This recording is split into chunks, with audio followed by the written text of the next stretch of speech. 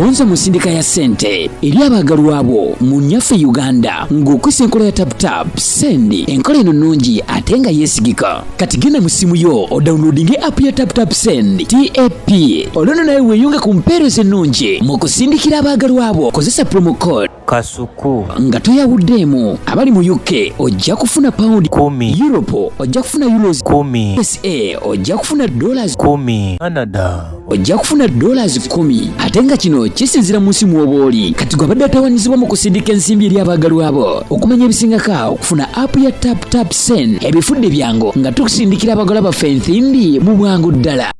Shukra Herbal Solutions katwe faba kubuka mu kujjanjaba endwadde ez'enjawulo nga tukozesa eddagala ery'obutonde. Tukuwa eddagala erisembeza amagi gwatazaala. Tulina eddagala lya 3-in-1 muwoomya supu taiti n'akabugumu. Tulina eddagala lya kabootongo ne syphilis nga bino tubijjanjaba ne biwonera ddala. Tulina ka tube cleanser nga kano kayoza enseke. Tulina ka water syrup nga kano kasumulula taapu. Ate nga abakyala twabaleetedde ka taiti piuzi ezijjanjaba infections ez'enjawulo nga naawe omwami ayagala okulwa mu kisaawe twakukoledde ka jab ointment. Tulina slimming pills nga namwe abenyooma mu size tukuweera ddala eyo size gye weetaaga. Ate nga naawe omukyala ataweebwa twakukoledde kabuweebwa akakugulirawo emikisa. Tulina ne ka return oil akakomyawo omuntu wo. Kubira aba Shukra Herbal Solutions katwe ku nooti 75844314. Beba Shukra Herbal Solutions katwe.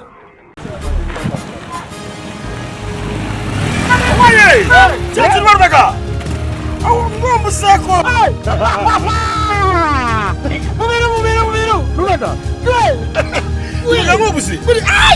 Hey. Yale ulukira uwa. Ndibira. Onyewe sisi. Wata kumtabo uliwe bocha. Iyo. Ata sigwaje tundema. Kweli. Atari kapiti. Hey, kakano. Kweli komplete piti nyo kujifunyemo. Pisano. Oyogera ku buntu buno.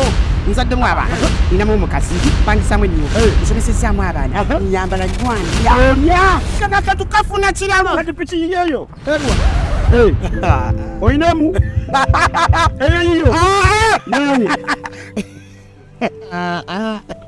kamuganda wange twanabona kulayo nina wereka amagezi gekuwa kola upgrade emyaka gyofukite piki mingi ate sidda mu mmotoka nze gyosense mmotoka wulira ngenda kutwala mu Success Motors okulewa akawo totekere site ezo gye kusasula kumpola sasula kumpola obuze 50% bakuwe mmotoka wemba wako sente bampa mmotoka eni aka kumina musaboli kupiti bwetuna abantu okuze lwakwanta abantu bakumanyi fa abakumanyi olwokumpya abantu balowooza oli mwana omuto so nga ate oli musajjamu kola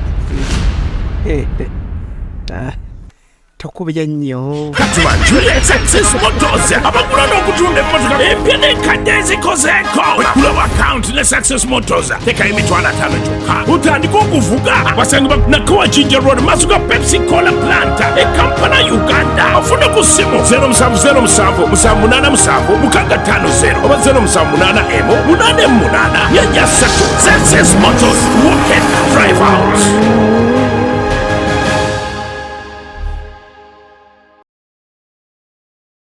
Is Bobby Wine better than Chameleon musically? No, he's not. Is Bobby Wine better than Bebe Cool musically? It is subjective because they do different kind of music. Kasomusajja wamu asimu yeyo nti andi tukiriza bukiriza mpoze ngaze kutuze wano ntolese bantu kujja bunyama.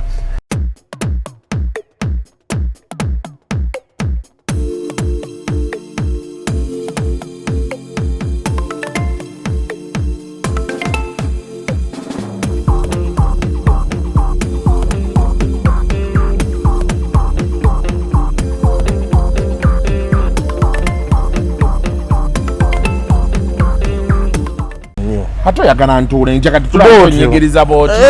Wazagazira wano. Ango edyo baggo gaziye nnyo. Kotikerengera je bwatudde bwa. Aligako katono. Kati nzerengera bwe. Nze naawe ani mugazi. Ato mugazi otegeeza ki. Mbulaja that life. Anyway. Welcome to yet another edition of Kasuku Live. Oyagala kuteeka eno theory ya yani atalina alijibwako n'ekyo n'akakiina oyagala okasojjudde side eno ganda sikitegi tula amagulu ngo gakoze booti awako kafunze fought them together Mukasa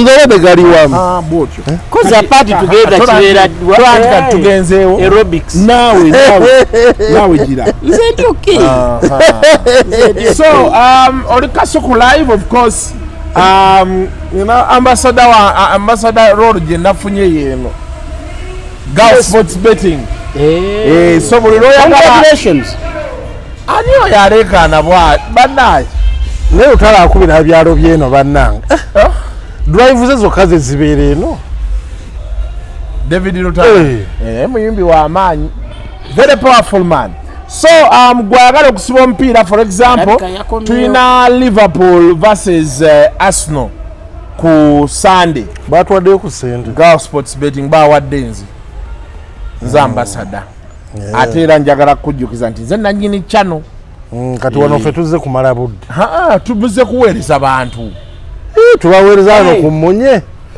owai naye buli omugaso w'ekisulu byayogera ekyo kyoyogedde kiringanga boolaba abasumba abamu tebalabya kyati yange ava ku ekyo omusumba agamba munsondere emmotoka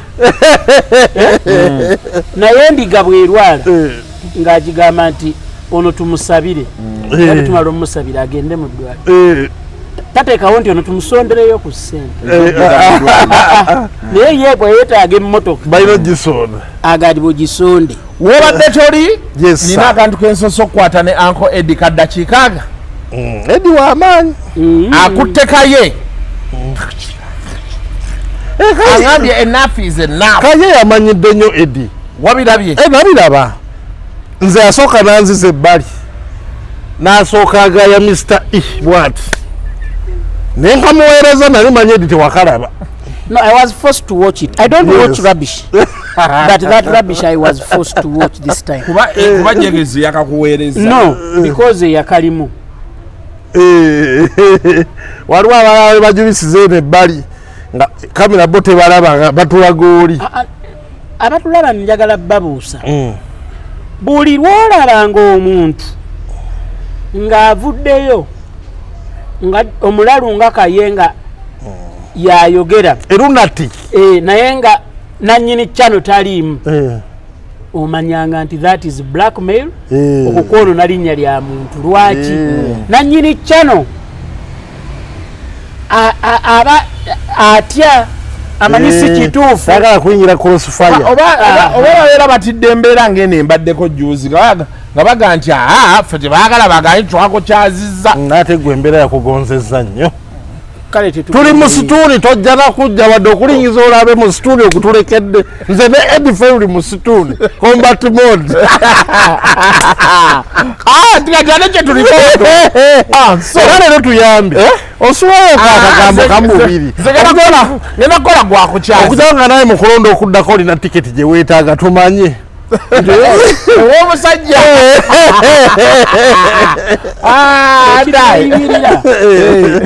ekitweyimirira kiri very simple mazima truth every day yogera mazima tokonjera muntu tovuma muntu tovoola mirimu gy'abantu yes okiraba you will be okay yeah now of course ku Saturday betuva ku show interview yali emaze okubaawo nenkukubira nga tutudde erinnya nga tugigaayegayemu tugirabaawo nga tokwata nali mu pavilion wagenda ku pavilion nali mpumuddemu awo mpusobola okugiramu katono nenkulira nali ne cancel break ekanso nankubira nemugamba pande replay asooka addamu neera weekend eno naga tofa tujja kulaba weekend eno ndoza naye waliwo ebyana ebyajja ate no weekend nungi anti enkya tubeera mu Easter ekyatubeeramu Easter Monday awo tugirira Friday tukwataganemu naye Eddy ono ojja ku luno Eddy bangambye mbuwaddayo ate ku yaya ku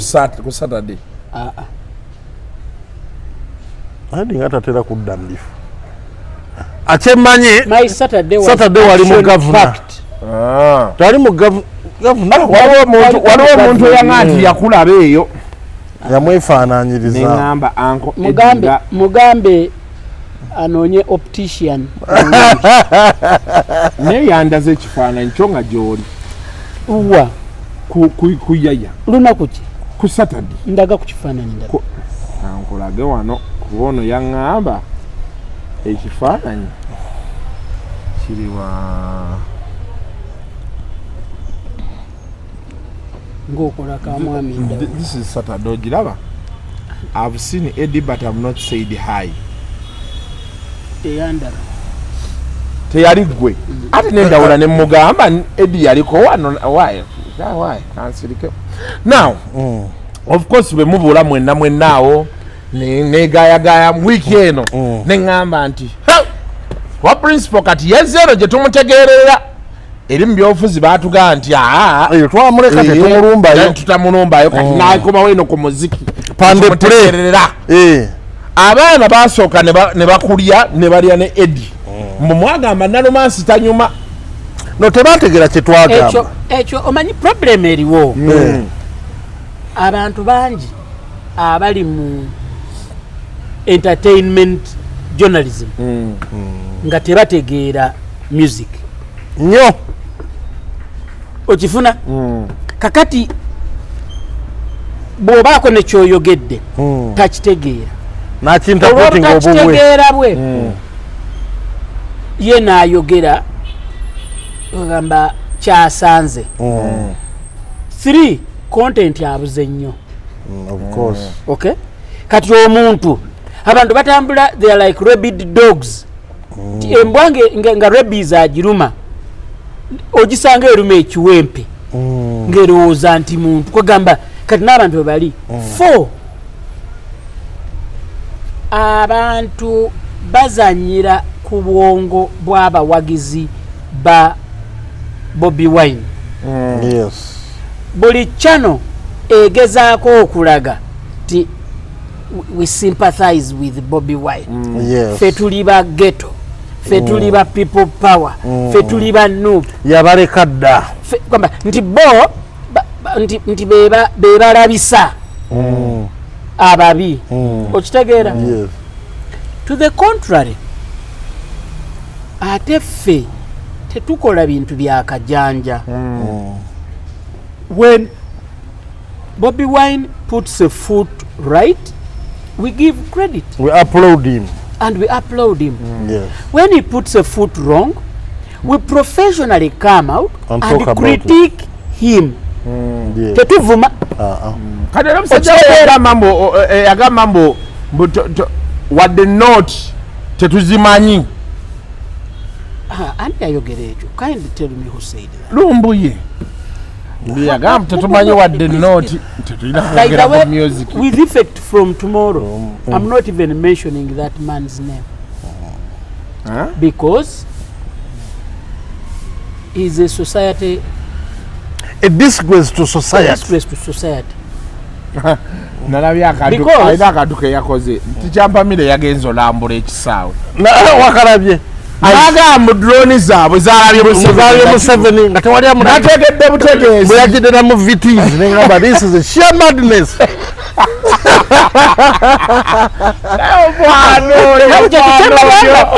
byembagamba tinze buli kanaku buli ekibaawo buli lunaku ekibaawo nze mba nsaba busabye ekintu mukama kumpa bulamu okiraba time will exonerate the same imp yavaayo n'abika Jerusalem sale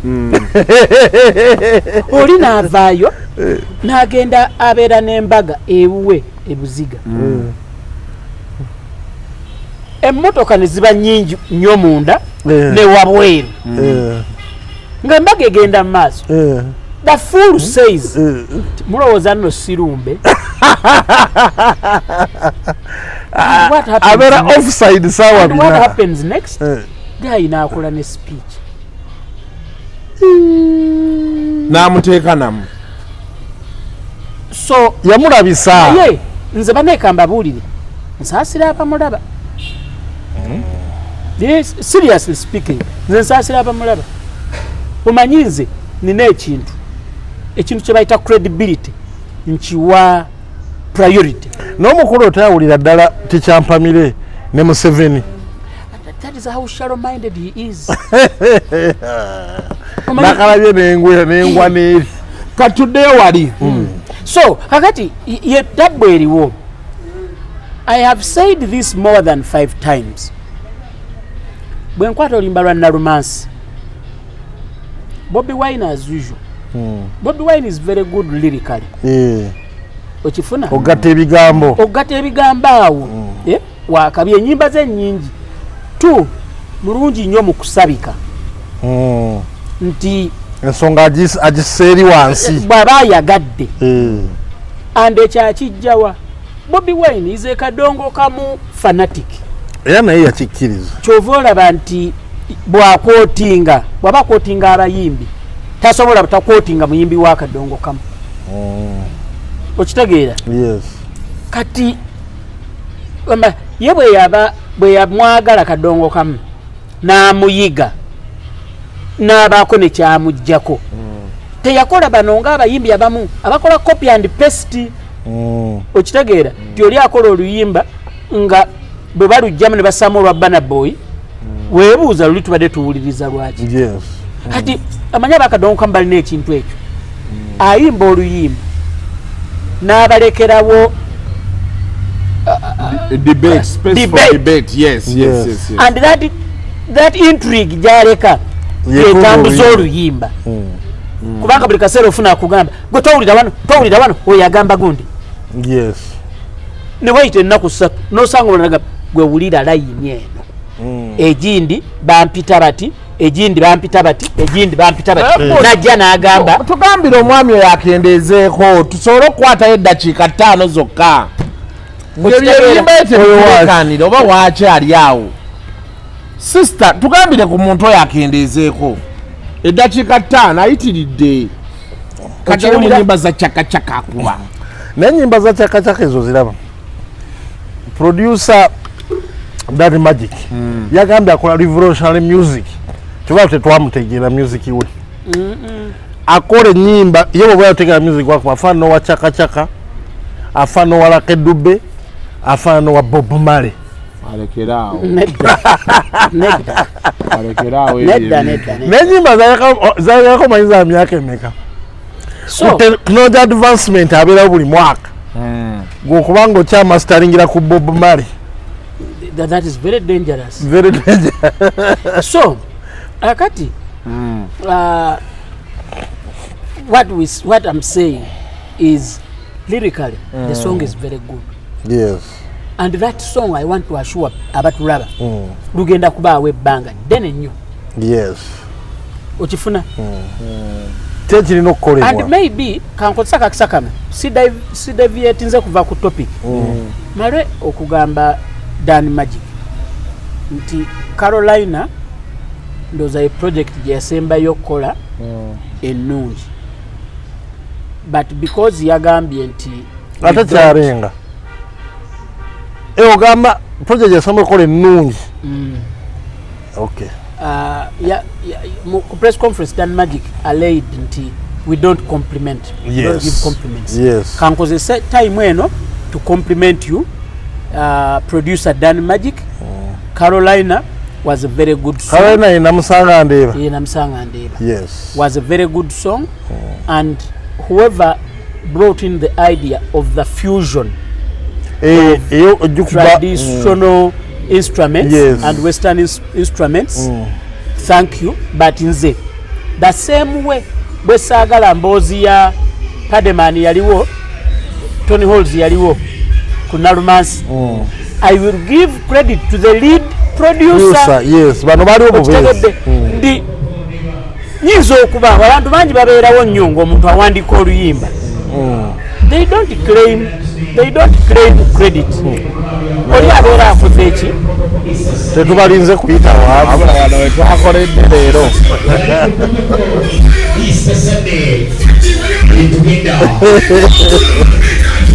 Akono kasalamu. Ate n'akasalamu bwe budde n'abambuyina. Ojagamba manager akakwatemu. Akajjemu. Ate akasobola. ajja kasobola ate nga lwakitaka ku laptop n'okasalama abantu bafune ekintu ekiwoomu ate ekintu ekiwoomu kityatufuga njagala okuwa credit producer Dan Magic the last project you did I stand to be corrected njakudda if I need any recollection of another project but Carolina was a very good one. Thank you very much. Yakola Jenkins Mukasa, what do you think about that press conference? That you never gained a kubidara. Press conference, Bobby Wine was the usual Bobby Wine. Yeah, the smiling Bobby Wine, the joking Bobby Wine. He was the artist. The wise Bobby Wine. The artist Bobby Wine go to mani. Sibi ne politics matafu kumamba. He yali joking. He didn't seem offended. Era agamba ne press conference nti akikoze okuba Dan Magic. Ye ebintu tabimanyidde tatulangako mbeere yali atudde mu time eyo. Ekintu ekyamalamu amanya nze ngenda kunyonyola the lyrics of Nalumansi Dan Magic kanyonyole music. Yagamba ekintu kimu Nalumansi muwa obudde ajja kweyoleka ng'amazi. Nali manya ngenda kunyonyola Nalumansi gundi is a love song nawe mulolera. Oluyimba olwo Nalumansi ajja kweyoleka muwa obudde. Buli kyolowooza oba mutuufu ne Nalumansi muwa obudde ne tuvaawo. I thank him for that. I thank him for that. Naga nti music Dan Magic gwe kikwatemu. Simanyi kibi Dan Magic yanyonyola ki? Yali mukaawu. Nagamba nti we are not good people to firebase and tetuwana nko firebase. Bani. Tife we have never been ebintu ebakola tetubi baffe ategeezaani. Ffe bakritika abakulu. But I think nze noono nawe obeeramu wansi eyo lwakuba gweobeera careful tokyayogera nnyo. Wakatengoko kamerera ddala. Now naye nebeerabira nti not even many months ago nze naleeta Dax Vibes namusanga mu club Entebbe ne mugamba jangu ku Saturday tukufeaturing tukube music wo to promote you. Just a week before sister Irene yali mu studio naffe nga tupushinga and we had a very good interaction. Sister Woli yawe a month ago namuwa omulimu waliwo omukoddomi wange ebulobaawo n'agenda n'akola. Yes. Bamanyi nja kutandika abantu abamu bagenda ne boogera ebintu. Nja kutandika okujjangayo receipt z'abantu b'empemiri. Kasito sangulawo ebbeeyi wali. I'm civil. Ebbeeyi njijjawa. Receipt n'enjisaayo. Kati omuntu agenda aveeyo agamba oyo tokola omukuba oyo tokolagana naye.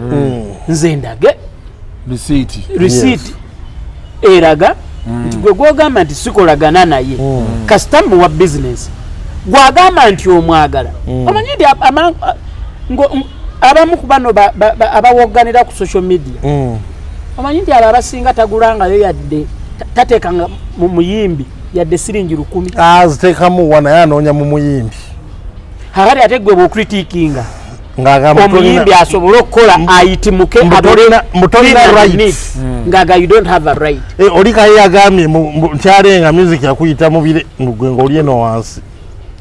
Kaye has no moral authority to talk when I'm talking.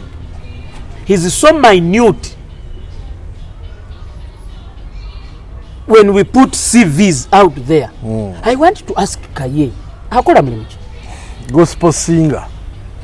Ayimba ki era ayimbadde mpoza ata alaba clip eno nsaba I know ba YouTuber banji mubeera ku wano mutula wakati abamu you come out and say abamu you shy to say it but you watch Kasuku Live YouTubers. Njagala mbuulize Kaye akola mulimu ki? Occupation nange njiri mule emirimu gyange nga buli wamu kyayogera njagalawo proof kagezaako n'agamba nti alina kampani ogenze mu mute mode oba tunaako nawe ogattako we team oyagala ngattako I've already done an interview with him don't you know Kaye what is his job occupation? He has asked do I know what if he does? You know him is your friend, why don't you defend him? He's a blogger. What is his channel? Omusajja ali serious y'ayogera. YouTuber wanjawulo ku blogger. Babeera ku YouTube ku Facebook. So that is his source of income. Naye bannange ate bambabuulire situation very dangerous. Abantu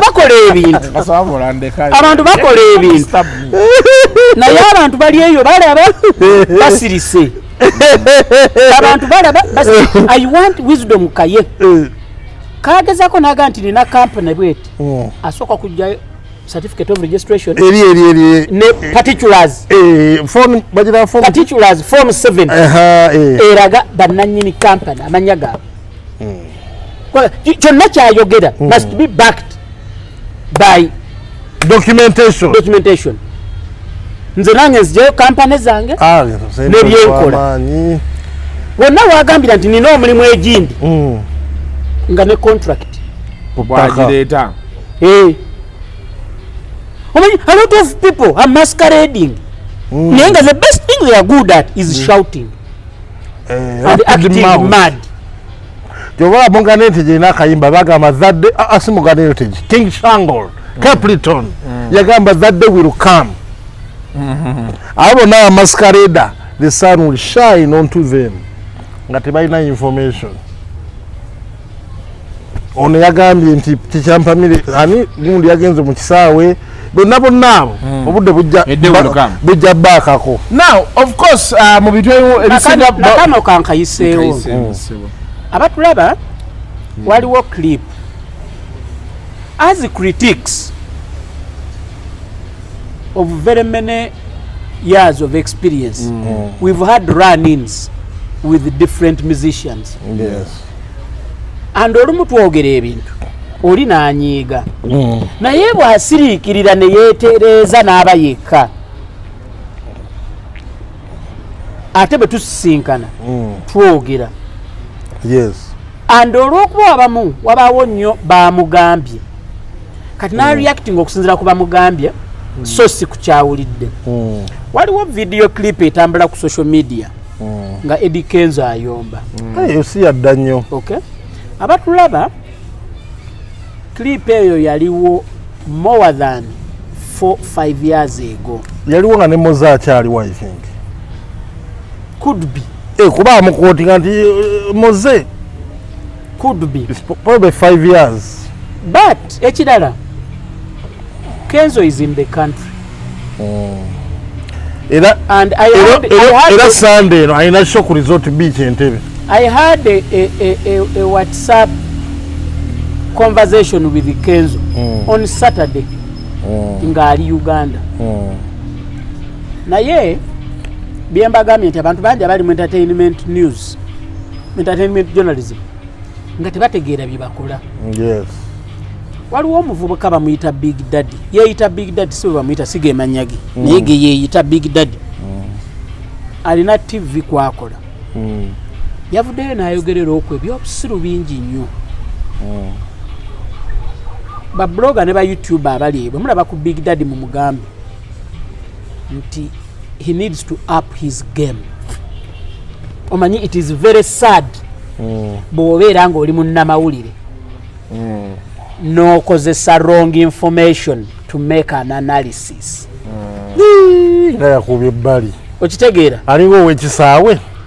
Kakati naawe Big Daddy wafaananye ng'ow'ekisaawe. Njagadde kayisi. Ono omusajja talina matu.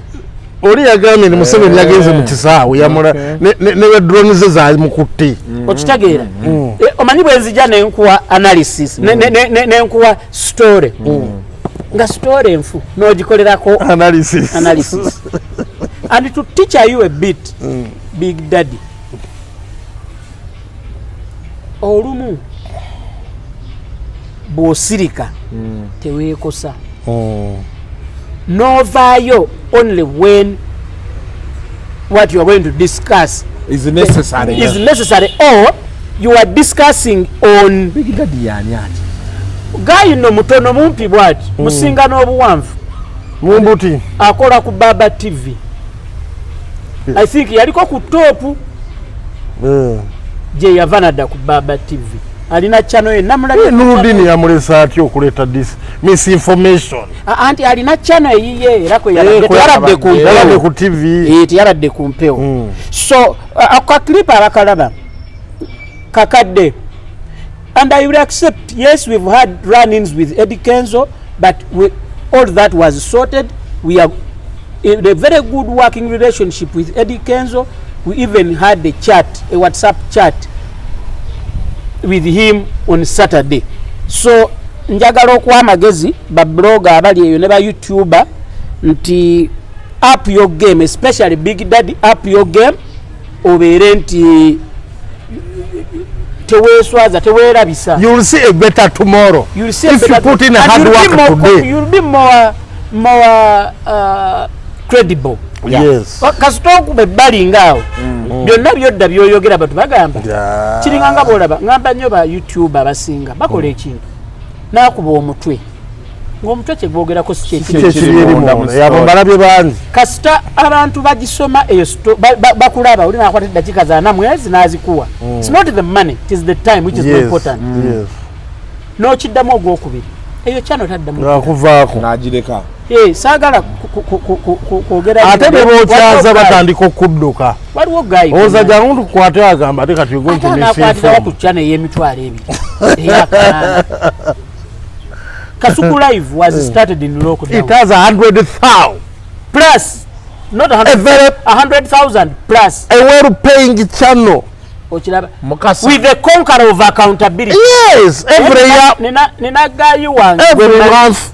Nina gayi wange gwe manyi. Channel ye nagiraba like 8 years ago.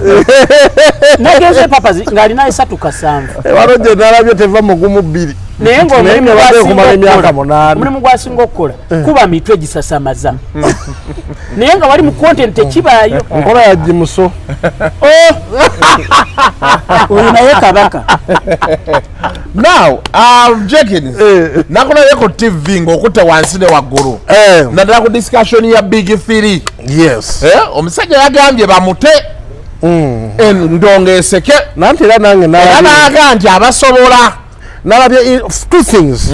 Nalaba interview abitics oba wagirabye nagamba tewali evidence nti Bobi Wine mukwate mu bya music kubanga ekivulu kyasembayo ebusaabala yakipromotinga.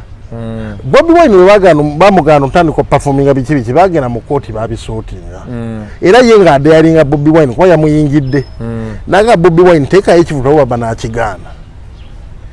Nange njagala kibeewokko nze manya nti notion yokuba nti omusajja ayinza oba ali bize mu birala kwe butakola kivulu naye nga asobola kikola bw'aba yagadde.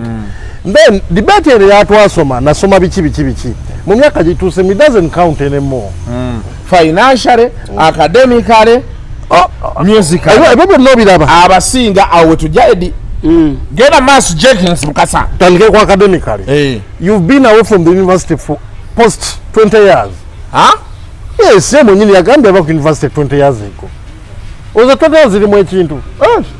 20 years nno ziba zigenze. Hey, you cannot still be ng'otambuza n'abasoma kati abalala bangi kati abaana basoma ebigenda maaso bingi masters PhD biki noga nti anze nsinga ba artist okuba nga nasoma. Tulina Professor Mulekwa Charles Mulekwa ina PhD. Okay, but he's an artist. Tuli artist. Njagala tukikumire wali we yayogedde. Kati comparing basatu bokka. Basatu bokka. It seasons to make eri togendayo nnyo kuba obeero ogezezaako gazi y'embo. Anti bwe tugaa nti kati muba artist. So okuleeta abaasoma ennyo. Kati bano abasatu si abasinga ebitupapula. Nebiyamba ki kati kye tuliko kaakati. But empapula ezo teziwandiika. It's a diversionary debate.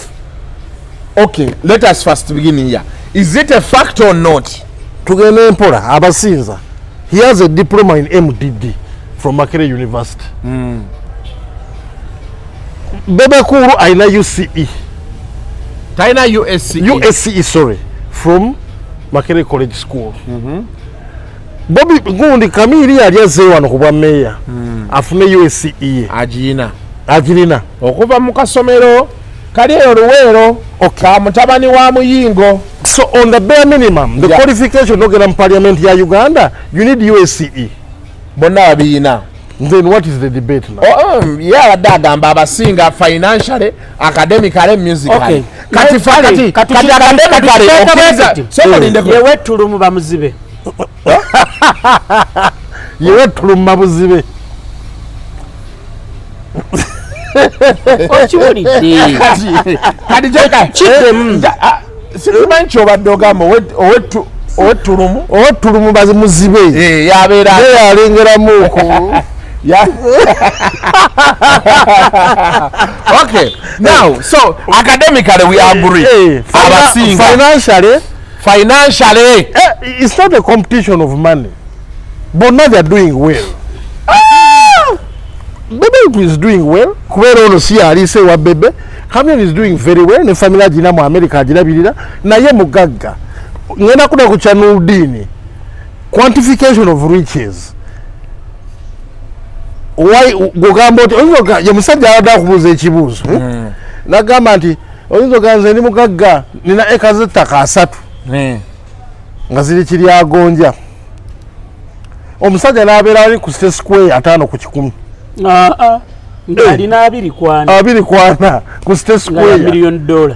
Oba mugagga kwa kumusinza ettaka eddene ne value akusinza. Ne mukanyuze tawulo. Nze kati emyaka gye twatuukako. I cannot even argue about nina empapula nasoma okusinga, nina sente zikusinga, n'emmotoka edduka okusinga eyiyo, nina omukazi asinga obulungi. By the way, kambabulire. Saagala nnyo kuleeta mboozi ya nina kino. Nina kiri when discussing art. Nja kusaba onoonyeze ka clip interview ya Bob Marley. Bwe baamubuuza nti are you rich? Nabuuza riches. What do you call rich? What do you call rich? Nabamuuza do you have a lot of assets? Nabuuza assets make you rich? But Eddy Sendi. Ulira. Omanyirwaki discussion argument esijagala. Nze nandisuubidde. Nandyagadde omuntu ajja agambe. Nti olaba ekimu ku bifuula abasajja nga ba Michael Jackson, ba Beatles, ba Paul McCartney, ba Elton John okubeera abamanyi over the years. Muziki gwamu. Yes. Ati nacho yakyogeddeko. Kugira kamaleyo. Kamaleyo. Eddy Sendi. Could this have been the submission you're giving? Could it have been the same submission Senga Kamili ayogedde? Nti mbasinga academically, financially, musically. No, just one question. Continue. Eddy, could it have been the same answer you're giving now? Are we discussing Chameleon or we are discussing the Bobby Wine? We are discussing three people. If let me answer it was Chameleon saying that, could you have given this same response? Yes.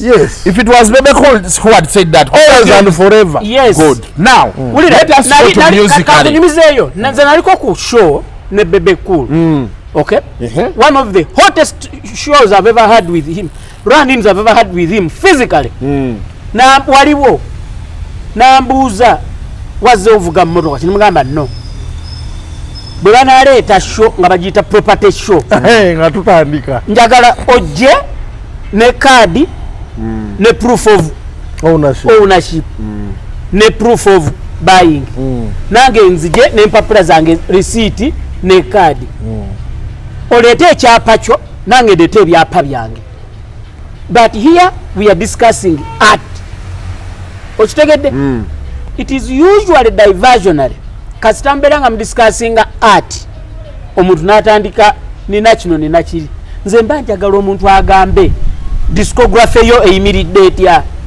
Nina albums bweziti. Awe tulaga. Albums bweziti. Nina singles bweziti. Nina award bweziti. Waliwo omwami yagambye Ronnie Mark Kiyingi.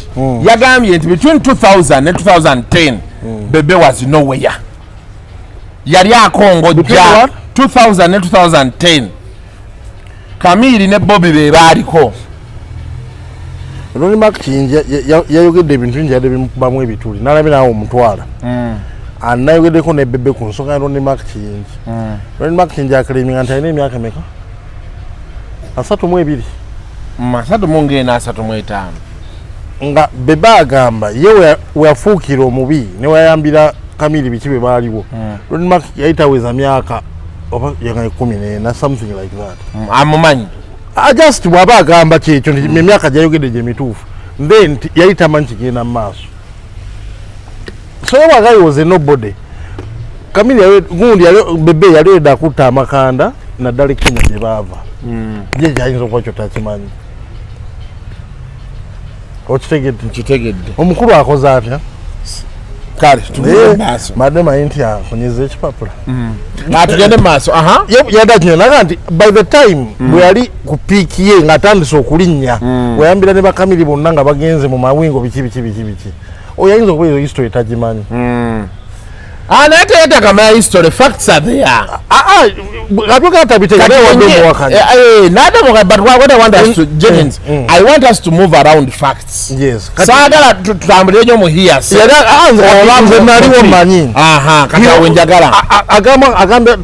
Between 2000 and 2010, Bebe was nowhere. Kati Bebe yali agoba bugobi bano. Bebe mu mwaka 1999 2000 yali signed ku WBS and he was earning a salary yeza atamanyi. These are facts. Yalina n'emmotoka y'ekitongole Pajero which no other artist had. Tewali muyimbi music yatanduka ku level eyo. Mwami wava muno ng'agezaako kuteekawo mbeera record label of sorts. Bebe yasookako era n'afumya album enamba awete ebali bagi before we toba waliwo gye yali ambadde suuti ya gold bwati album n'efuluma. He was already in the whole thing running. Maisha. Maisha. Yes. Ye Maisha. Katosa kati omusajja ngo he was a nobody. But Jenkins, at the time, the man listed Chameleon and Bobby Wine's big songs during that time. Do you have any big songs of Bebe Cool? You can list for us like 5 that were highly competitive. Olimbo olusooka olwafuma ku time olwo lwaliko baluyita zero manyi lwalinga never trust no people. Never trust no people lwali lw'amaanyi. Lwali lw'amaanyi at that time kuba ennyimba tezaali nnyingi. Ezo ennyimba zonna zaakolebwa no bwe yadda Kamili ng'akoze mamamnya biki yadda alina King of the Jungle. Luzi wate lwakola nnyo speed. Then olwaddako baluyita batya njagala kumva mu. Eyo si ye time gye yakoleramu ne Irene. Yeyo time. Ye time gye yakola ne Chansuti. Okunsuna. Yakola ne Halima. Sambagala awete. Eyo ye time gye yalinyira ku meeza ya Nnaabagereka. So that time Bebe Cool was powerful. According to Ronnie Mac, ye agambye awo teyaliwo. Atandika 2010 wano nga ziwena agenze. It's okay. Omanyi, Ronnie Mac is a sober-minded person. Yes. Okay? When he makes a mistake, oyo manya kati yakoze ensobi. Yes. Otegera kibagandi that's a mistake. Ronnie Mac yakoze ensobi.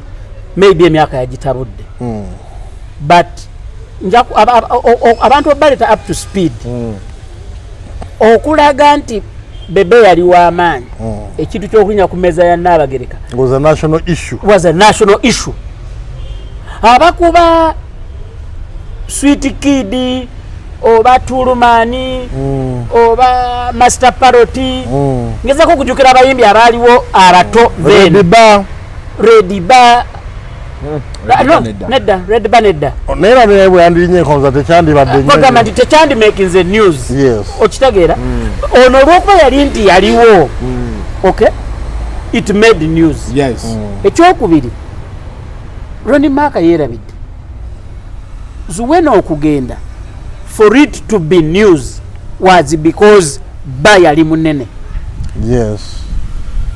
Okitegera kye ngamba? Kitegeera bulungi. Tosobola kugamba nti Zuwena amala kugenda nafuuka beno nafuuka big andi bwe yakubira ennyimba ezamufulo owakabi wali enyimba babegoredde bamugambe wali enyimba magaza dikedi namba ezo ennyimba zaali nnungi but yali agatta ku musingi olwedde gwe yalinawo and ezo ennyimba manye ekyazifuula ennungi ng'abantu bangi balireetinga nazo abasajja bangi abakazi babanobako olima lwebakola ne Bobi Wine already yadde alumanyi Ronimaka funtula yali alumanyi lwali lwa 2000 ndoza yabadde alugabidde amanyi gafuntula oba amanyi reply ya funtula excuse me omusajja yagenda anti nino kati kino kikola so that abantu bantegeere bulungi I still give credit to Bobi Wine ku kintu kya intro yakuba intro ya funtula mu lunoonye bwe bagenda okuwulira nga omusajja limba agenda lumalako nga akuba intro nagamba excuse me bambada babebe bidibidi ba Bobi mama nti beyagamba nga bambada babebe ng'oli addamu nti ki bidibidi ba Bobi wine ono naddamu nti omukulu Kamili yaddamu luyimba kyawo yakuba nekolera maali aboogere naye baba kabookyawo omanyi nti kabagatta bebati ne kabookya yali amanyi so ngazaako okugjawo mistake yani Ronimaka naye kati I hold him in high esteem era I will need to meet him mugambe revising ku now this is a double question I want to ask you both of you is Bobi Wine better than those two musically? Orange splitting kamperezewo no mperezewo. It's subjective. Is Bobi Wine better than Chameleon musically? No, he's not. Is Bobi Wine better than Bebe Cool musically? It is subjective because they do different kind of music. Kasomusajja wo muyiye. Asimu yeyo andi tukiriza bukiriza mpoze ngaze kutuze wano ntolese bantu kujja bunyama. Tuze kuereza abantu ba information ebazimba. Ate Bobi yali ayimba byemu ne Kamili. Ekya Kamili kiraba. Their music is next door. Chameleon is an Afrobeat. Yes, not Afrobeat. Not Afrobeat. Ono wa reggae raga oriented. So, Bobo ni mwakazi wa reggae raga. Definitely Bebe Cool is your man. Bobo yagala Afrocentric music. Ojja kwagala Kamili. Bobo yagala music are refused. Kyoya kwata kato kamu natekamu lingala nataraga na fusing. Ngulagane nge olibwaga lyrics eziri deeply bichi. Bobi Wine is your person. So kizibu nyoga nti olinga agamba nti Michael Jackson nono musajja kuba country yani Kenny Rogers ani asinga musically agadde kivugiraawo because music is different, art is different. Eddy Sendi, have you spoken to Chameleon yet about that interview? No,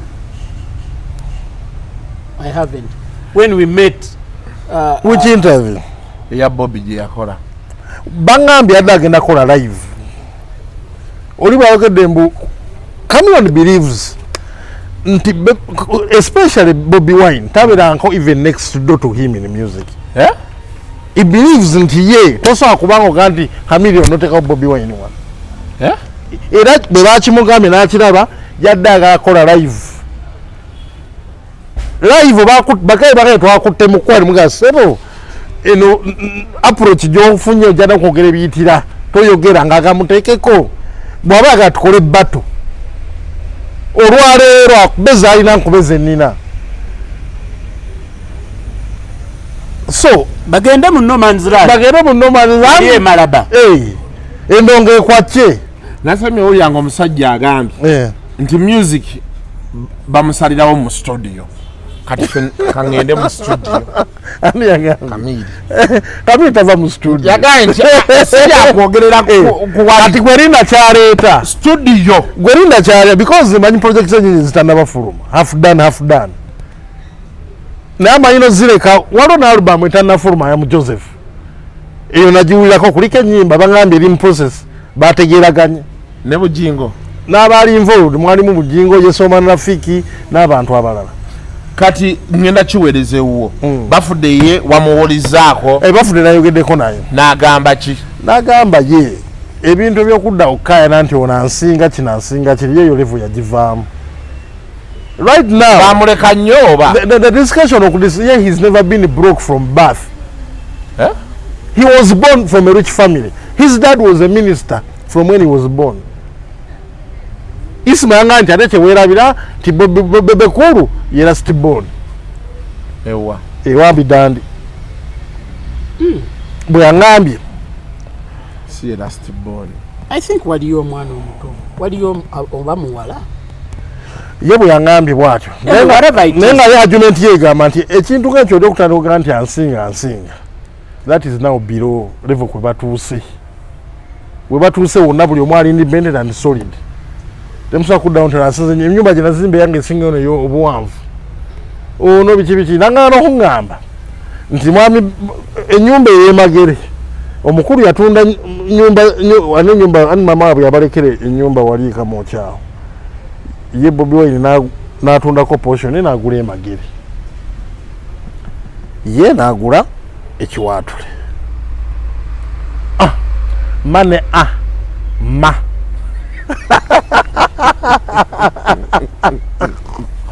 tebamuddemu yagambye tali wiri ali mu kisiibo kati tali wiri kutta kisiibo kikati yasiibye omusajja aba mu kisiibo era aba asiiba mu ngeri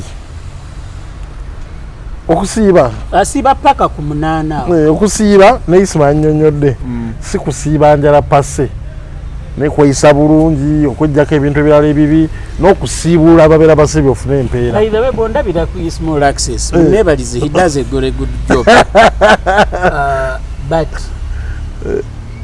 gundi eri gyakola ku Facebook eyokumakya oba agiteeke ku YouTube baŋŋambye nti mugundi baba bareetinga program z'okumakya ku TVs omanya ali considered haire ajjako nnyo abantu ku TV naye nga bawakingayo bw'atandika ekirala njagala omumbuulize asiiba ate kansubire ayanga yalina alusas tasiiba ye yebali kwogera naye nga ye kyakola abasiraamu abamu b'omubuuza ng'akuvuma naye kyakola okole ki waliwo ne musajja awo mulabulire nkubanga alamuza bindaazi nkuba alamuza capati namanda nga ndeka nsiiba ng'ate omuwulire eri capati capati zange nina abaana olugira omukula mwogera ku makya ng'awuuta nomuga ndi kuddaako saa 3 ezaawa tetebera kusukkawo wano until next time mubeere bulungi by the way comments muziteeke waawo endowooza zammwe naye tamuvuma ati naguddewo tawawuli anvuma n'awozza nga nkuba omukulu gwa defending aze gwe ntunuzaamu emmundu eyo bagiyita kasukuzi theory kati zoba mepu wajja nambalula wano ogira ekibuto ogira amayuga biki nga nkuba wali paka ataga wa musajja tubeere nga tuli bakakamu abusive n'ekirala n'abasajja balabaga olina kkiriza ffe kyetugamba nabagaa muto gwa kiseno ogwange sibibox wetwogerera kati Spice Diana yali ku Guliton yakkiriza oyimbira muwozi era anti issue eri si yeye kaliko baneka gambe kino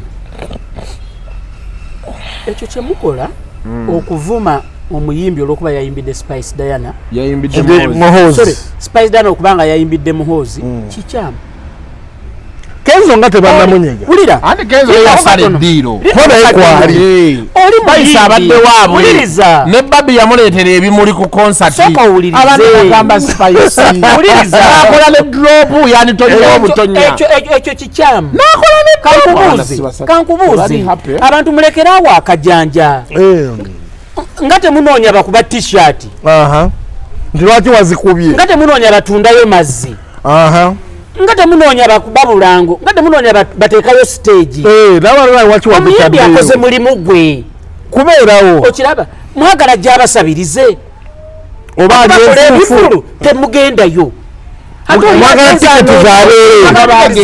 napostinga ne spicy babi najja ne ku stage n'aleeta n'ebimuli abaana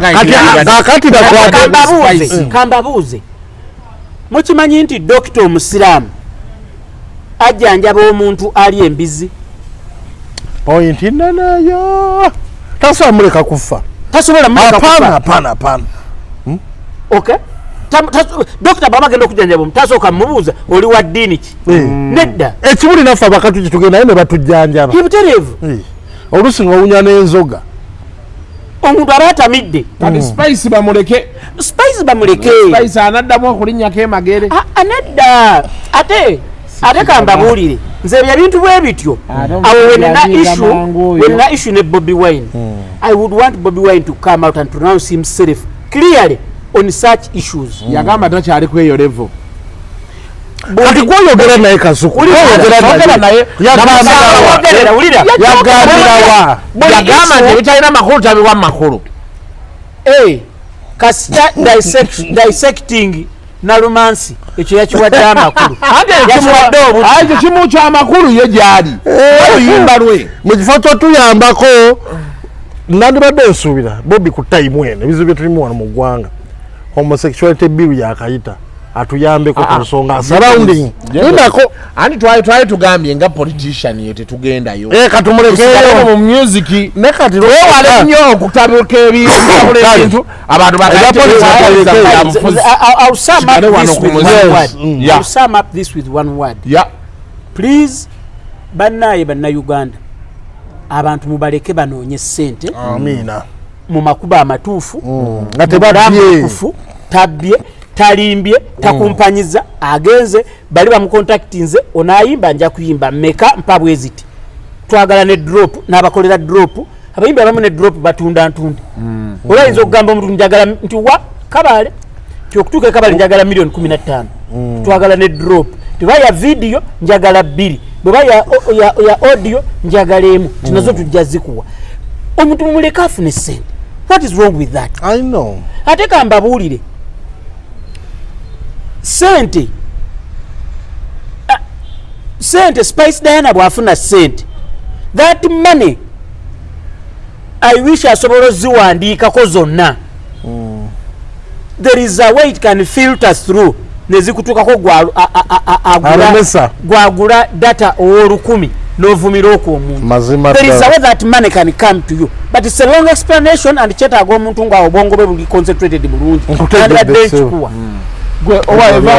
musanyufu ne Kamiri olwo tugenda musajja wasi musanyufu omulabye. Vampiro has not been happy with everyone for a long time. How is he doing musically? Nga gwe yali manager we. When did he last release a song? Okuva bingiri bwe yafuluma tetuddanga ngulu. Kati yafulumizaayo bayita batya n'olupya ngoma olw'amazina olwo yakoze. Vampino, you are my very good friend. In a very little moment I will say this to you. Please sing. Ranting. Sing. Stop ranting. Omanyi bw'oba oyimba wabawo ekibaawo show zijja ate Vampino mulungi nnyo mu clubs. Yes.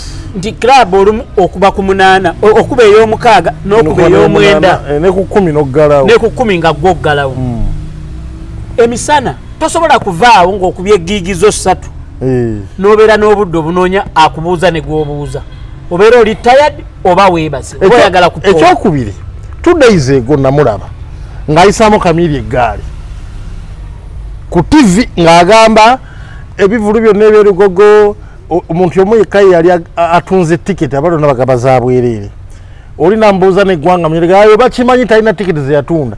Vampino mwenyini akimanyi nti musajja we yajja namusanga erugogo nanga mwana Vampino abuze nkyana ayingira atya ne muganze siri mu tiketi ebyange biri backstage eri kati soko oyogere na definitely guy teyafuna tiketi era Vampino teyajja kati olaba ye teyafuna ate kati zirwaze baagaba omusajja alina okuba yadde abiraba kati namusanga wali kugunda ebbala bagiyita batya wali ku akashiyango yambuka wali waggulu opposite H2 opposite ewakiri wakiwanuka opposite kabojja wali kati kaski lounge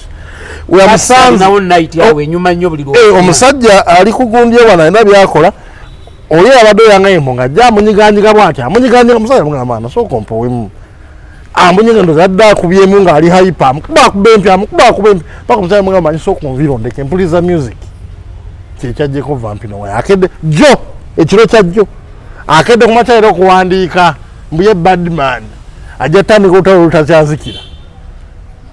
So they ignored him. Kale singa amaanyi ago agateeka mu ngoma. Omusajja alina okuba yalabye edda interview kuba nga omusajja alabalaba nnyo obuntu obwo abeerako ng'abulaba alina olaba nze nabiraba naku bbiri eziyise. Vampino sing.